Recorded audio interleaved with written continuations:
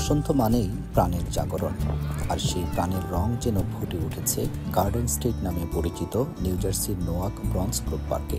এখানে যেদিকেই চোখ যায় যেন এক রঙিন গোলাপি জগৎ, মনোমুগ্ধকর চেরি ফুলের সমারোহ।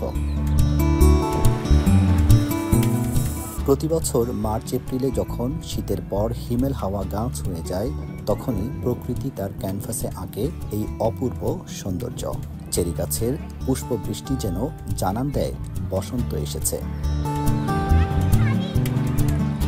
কূটনৈতিক ও সাংস্কৃতিক বন্ধনের প্রতীক হিসেবে ১৯১২ সালে জাপান ওয়াশিংটন ডিসিতে ৩,০২০টি চেরি গাছ পাঠায়। সেই থেকে যুক্তরাষ্ট্র জুড়ে চেরি ব্লসমের বিচরণ। আজ সেগুলোই হয়ে উঠেছে দেশটির বসন্তের প্রতীক। ৫,৩০০-র বেশি চেরি গাছের সমাহারে সাজানো যুক্তরাষ্ট্রের বৃহৎ এই পার্ক ওয়াশিংটন ডিসির চেরি ব্লসম প্রদর্শনীকেও ছাড়িয়ে গেছে। প্রতি বছর হাজারো দর্শনার্থী আসেন এর সৌন্দর্য উপভোগ করতে।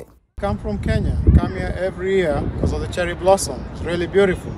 The flowers, they have all this around Branch Brook Park, going all the way from Belleville all the way to, I think that's 280.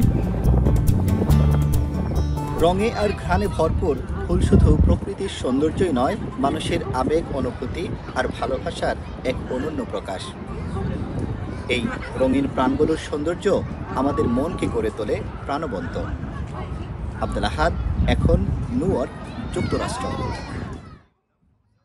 মাঠের অলরাউন্ডার আমি, আর ঘরের অলরাউন্ডার টাইলক্স।